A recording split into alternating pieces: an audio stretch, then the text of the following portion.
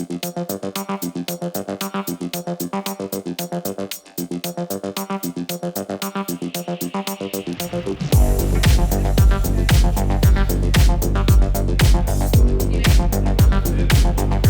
main thing for me was to come here and make some connections with the people, like see new people, see the city, and get to different labs and see what their equipments are and how do they work here.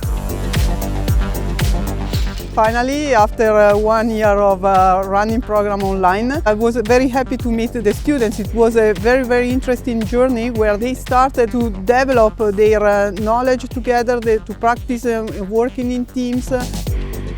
This is a unique opportunity to connect with other students, other PhD students, and develop sustainable production systems in manufacturing.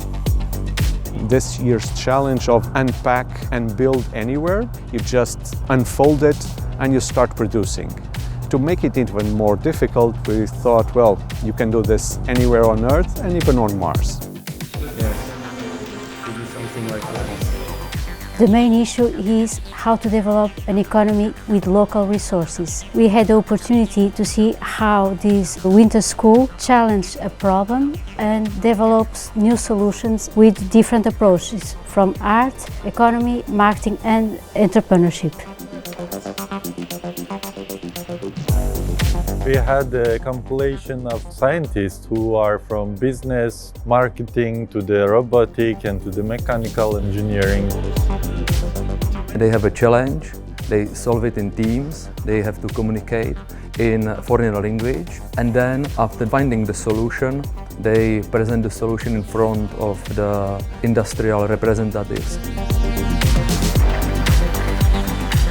We need to understand that we come from different places, different backgrounds. Each one can have a different point of view, and we put all the pieces together to obtain a good project at the end.